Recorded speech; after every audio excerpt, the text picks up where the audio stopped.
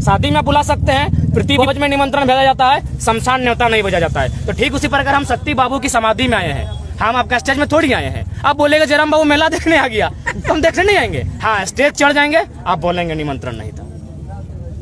आपका जो भाषण है बहुत एग्रेसिव ही रहेगा। शहीद का बेटा है, एग्रेसिव ही रहेगा। जुआ जुड़ रहे हैं, जुआ जुड़ेंगे ही। जुआओं को एग्रेसिव पसंद है, एग्रेशन पसंद है। हमारा इरादा यही है, सिस्टम को बदल के रख देना। या तो हम शांत शक्ति की तरह हम भी शांत हो जाएंगे, समाधि ले लेंगे, लेकिन जब तक रहेंगे आवाज गूंजेगी। आखिर अभी यहाँ आप आए हैं तो क्या कुछ युवाओं को आप बताए हैं? युवाओं को यही संदेश देना चाहेंगे कि देखें, जैसे ही हम मेरा एंट्री हुआ, चारों तरफ देखे झंडा लगाए पार्टी का, हम बोले अब थोड़ा सा पार्टी का धंधा कम कीजिए। 5 साल में एक बार जिसको अच्छा लगे वोट दे दीजिए, लेकिन जीवन भर पूरा 5 साल रूटीन मत बनाइए कि नली तो 3000 का पेमेंट, तो मीडिया चलाने के लिए सोशल मीडिया में रिचार्ज, ये सब दूर जाइए और सवाल कीजिए कि आप क्या कर रहे हैं। विधायक जी कह रहे हैं कि मेरा ही क्षेत्र से जयराम चुनाव लड़े, पता चल जाएगा कितना हमें है। पहला बात तो विधायक जी को मनाइए, और सबनीय बयान है, वो 20 साल 25 साल से राजनीतिक विधायक रह चुके, हम तक नया लड़का है, तो उनको चैलेंज हमको नहीं देना चाहिए। और उनको आभास होना चाहिए कि जैसा भी है हम उगता हुआ सूरज, उगते हुए सूरज को।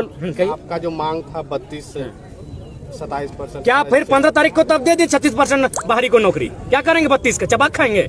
विधायक जी को पहला सवाल कीजिए कि 36% वैकेंसी जो सहायक अभियंता का आता है, उसमें 36% बाहरी लोग हैं। बोलिए हम लोग पेपर दें? नाम के साथ, एड्रेस के साथ पेपर देते हैं। यानी मुख्यमंत्री जो एकदम ड्रामा, पूरा ड्रामा चल रहा है। 32 अभी 3 साल लगेगा, 5 साल लगेगा, तब तक नौकरी को आप कैसे रोकेंगे? अभी टीचर की बहाली आएगी। आपको अगर बीजेपी का ही शासन करना था तो फिर क्या ड्रामा किए? जल जमीन जंगल की सरकार। क्या लग रहा है ये 32 केवल राजनीतिक एक प्रोपेगेंडा है? 32 सरकार अपने आप को बचाने के लिए बिल्कुल आनंद फानन में लाई है। आप एक रणनीति तय करके लाते, आप बिल्कुल अगर 32 लाई भी है तो फिर भी हम आभार करते हैं, लेकिन उससे पहले आपके पास क्या विजन है? ठीक है, 32 क्या अभी आप लागू हो गया है? नहीं ना, तो फिर आपके मंत्री बयान क्यों दे रहे हैं कि 32 लागू हुआ, मजा लीजिए।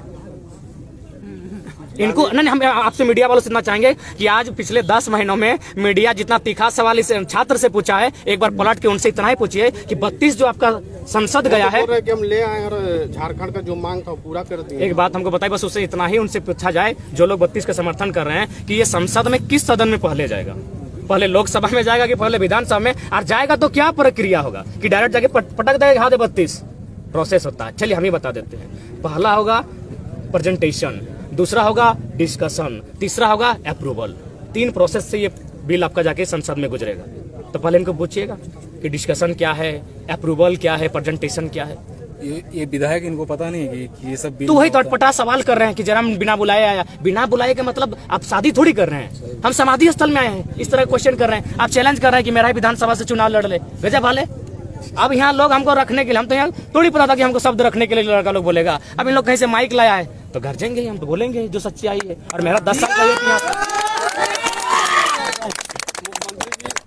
आनंद फानन में क्यों ये 32 का? वही जो उनका को क्या छलने का काम कर रहे हैं? 3 गो विधायक जो उनका कलकत्ता में 10-10 लाख लेके पकड़ा गया, सरकार डमाडोल हो रही थी, इधर से आंदोलन चल रहा था। 49 लाख,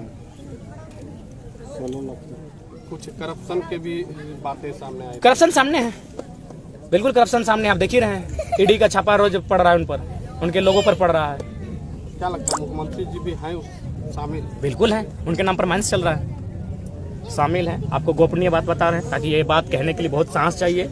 और ये बड़ा पॉलिटिकल लोग इस बात को नहीं कह पाते, हम स्पष्ट कहते हैं। मुख्यमंत्री के करीब के रिश्तेदार रात को काला शीशा चढ़ा के बगमारा आके कोयला की कमाई लेके जाते हैं। कौन है? नाम का खुलासा कर दीजिए। नाम का खुलासा समय में कर देंगे। जैसे जैसे मेरा कद बढ़ेगा, मेरा एनर्जी बढ़ेगा, मेरी निडरता बढ़ेगी, हम नाम भी लेंगे। बस इतना जान लीजिए, उनके करीबी रिश्तेदार हैं जो काला शीशा चढ़ा के आते हैं और यहाँ से कोयला की कमाई बगमारा से लेके जाते हैं।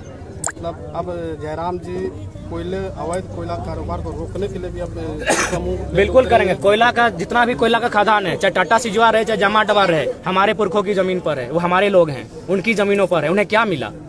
उन्हें क्या मिला? एक नौकरी मिली, साधारण सी नौकरी 40 साल तक। 40 साल के बाद तो फिर वो क्या उनके बच्चों को फिर मिला? इसीलिए अब लड़ाई बहुत लंबी होगी। गोली भी मिला है, गोली भी मिला है, निश्चय ही मिला है। कल 4 को मिला, सॉरी कुछ दिन पहले 4 को मिला, गोली भी मिला है। उसको किस रूप में देखते हैं और जयराम जी क्या करेंगे उसको? हम लोग आंदोलनकारी हैं, हम लोगों में आक्रोश भरना है, लोगों को एक सही दिशा देना है, विशेषकर युवाओं को, और एक ऐसा मूवमेंट तैयार करना है जो हम लोग पहला प्रयास करेंगे कि हल संवैधानिक तरीके से हो, और नहीं तो फिर उलगुलान होगा, मरता क्या नहीं करता। कोयला चोरी का जिम्मेवार किसे मानते हैं? कोयला चोरी का जिम्मेवार हम तो मानते हैं पढ़े लिखे ब्यूरोक्रेट्स को। मंत्री लोग पढ़ा लिखा नहीं है। आप तो उसे डट डपकार के बात कर सकते थे, आप 60 साल की सर्विस करते हैं, उन लोग 5 साल के लिए करता है। ब्यूरोक्रेट्स सबसे ज्यादा दोषी है कोयला चोरी के लिए।